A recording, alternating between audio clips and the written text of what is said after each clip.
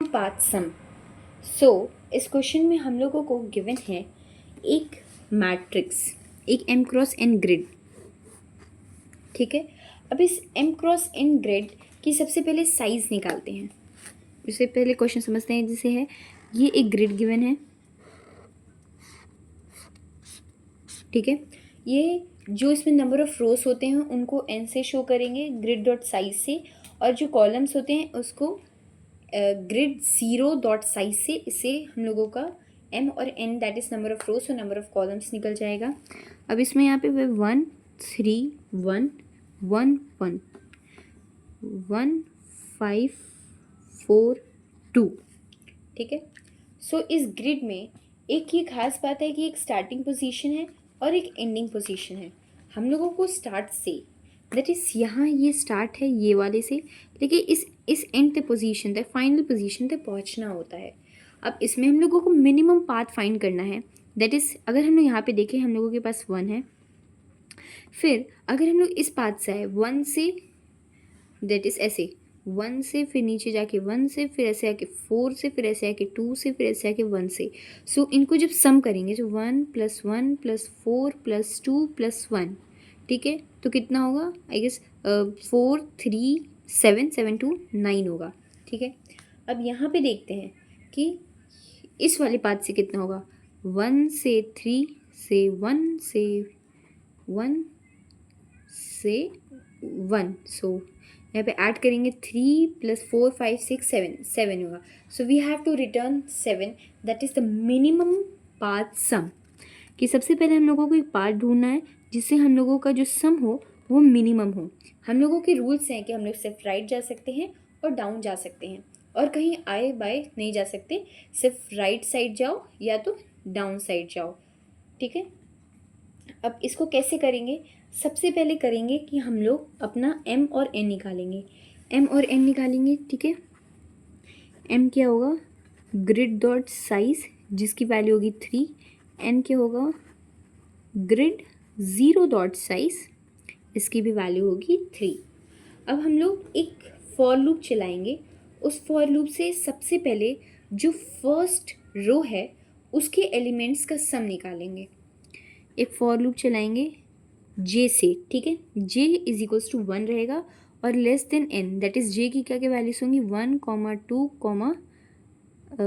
2 ही रहेगा क्योंकि less than n है। सो यहाँ पे j की 2 वैल्यूज हैं। इसको 0 से स्टार्ट क्यों नहीं किए? क्योंकि जो फर्स्ट इनिशियल पोजीशन है उसमें जो 1 होगा वही उसका सम होगा। So we do not have to change anything in that. So basically we will start from 1। अब इसके बाद क्या करेंगे? इसके बाद यहाँ पे फॉर लूप चलाएंगे जो कि i से स्टार्ट होगा। i यहाँ पे 1 से अगेन स्टार्ट करेंगे और लेस देन m जाएंगे तो i की पॉसिबल वैल्यूज होंगी 1 2। ये एक अलग अलग फॉर लूप है, ये फॉर लूप अलग चलेगा, ये फॉर लूप अलग चलेगा। बेसिकली इस फॉर लूप का काम होगा कि जो फर्स्ट रो है उसकी वैल्यूज, उसका जो पाथ है उसका सम निकालना। इसका है फर्स्ट जो रो है उसका सम निकालना इसका काम है, और ये जो फर्स्ट कॉलम है इसका सम निकालने का काम है। ठीक है, अब इसमें फर्स्ट रो फर्स्ट कॉलम के लिए अब एक अलग लूप चलाएंगे जो एक नेस्टेड लूप होगा फॉर और उसके अंदर फॉर का, जिसमें आई जो ट्रैवल होगा 1 से लेके m तक, फिर उसके अंदर j होगा 1 से लेके n तक, less than m less than n तक। अब इसमें हम लोग क्या कर रहे हैं? किसी भी ग्रिड को के सम को, किसी भी पार्टिकुलर जो आई जे की वैल्यूज़ हैं उनको कैलकुलेट करते रहेंगे और फाइनल पोजीशन पहुंचेंगे। ये तीनों फॉर लूप होगा। तो सबसे पहले जो फर्स्ट रो का है उसको कैलकुलेट करते हैं कि उसको कैसे कैलकुलेट करेंगे। इनिशियली हम लोगों का ये क्या है? 1 है, 3 है, 1 है, 1 है, 5 है, 1 है, 4 है, 2 है, 1 है। ठीक है, ये हम लोगों का है। तो फर्स्ट रो दैट इज इसके लिए मिनिमम पाथ हम कैलकुलेट करेंगे। सो इसके लिए आने का क्या वेस है? इसके लिए आने के सिर्फ वेस हैं राइट साइड से हम लोग आ सकते हैं, दैट इज़ सिर्फ इधर से आ सकते हैं और कहीं भी इनको पहुंचने का कोई और तरीका नहीं है। तो इनको पहुंचने के लिए हम लोग जो अपना जो वो है दैट इज़ रो उसको फिक्स कर लेते हैं, दैट इज़ ज़ीरो रो, और जे जो चेंज हो रहा है जो 1 से लेके लास्ट इंडेक्स तक जाएगा। सो यहाँ से कर लेंगे। उसके बाद इसमें क्या वैल्यूज़ डालेंगे?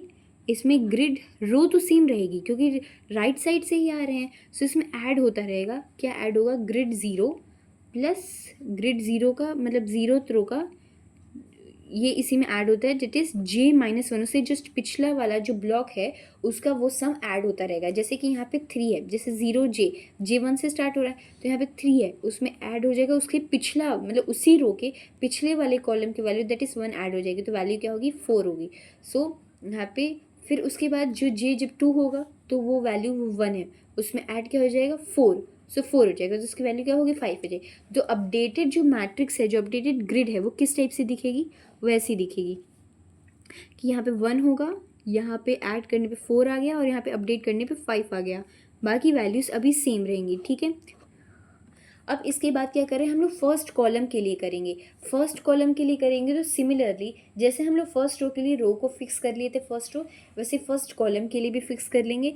फर्स्ट कॉलम के लिए क्या करेंगे, फर्स्ट कॉलम के लिए हम लोग ग्रिड आई में 0 इसमें ऐड करेंगे, क्या ऐड करेंगे, ग्रिड आई -1 मतलब ऊपर अपनी एक ऊपर वाली रो में, बट कॉलम सेम रहेगा। ठीक है, ये फर्स्ट रो के लिए ये होगा। सो इसमें हम लोग क्या करेंगे, जैसे यहाँ पे ये 1 है, ठीक है, अब यहाँ पे वैल्यू 1 थी, तो अपने ऊपर वाले का भी ऐड हो गए, क्या बन जाएगा ये, यहाँ पे ये 1 बन जाएगा। ठीक है, फिर इसके बाद ये वाली जो आएगी फिर इसके ऊपर का सम ऐड होगा, तो ये 4 थी तो 1 ऐड होगी, ये 5 बन जाएगी। ठीक है, अब ये फर्स्ट रो हो गया और फर्स्ट कॉलम हो गया, तो हम लोग की फिक्स हो गई। अब जो नेस्टेड लूप था वो चलेंगे। नेस्टेड लूप में क्या हो रहा था, यहाँ पे नेस्टेड लूप था, किस नेस्टेड लूप में, इस नेस्टेड लूप में आई जो है 1 आई से 1 तक चल रहा है लेस देन m तक, और जे जो है 1 से लेस देन n तक चल रहा है। फिर ग्रिड की वैल्यूज़ जो है अपडेट हो रही हैं। सो वो किस टाइप से अपडेट हो रही हैं वो देखते हैं।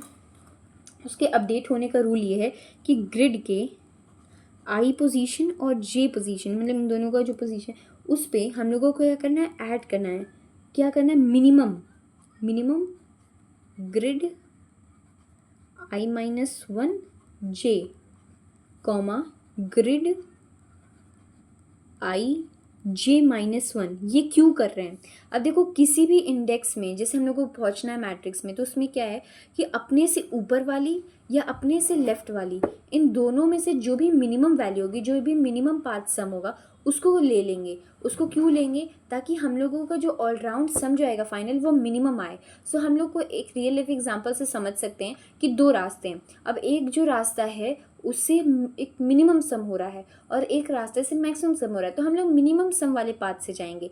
कि हम लोगों को डिसाइड करना है कि हम लोग ऊपर से आए कि हम लोग साइड से आए उस प्लेस पे, तो इसीलिए हम लोग क्या किए i-1 से अपनी जस्ट रो के ऊपर वाली से आएंगे। कॉलम सेम रहेगा लेकिन रो जस्ट एक ऊपर वाली, और j-1 का मतलब है कि अपनी जस्ट लेफ्ट वाली से उधर पहुंचेंगे, इसलिए हम लोगों को यहाँ पे मिनिमम लेना पड़ेगा।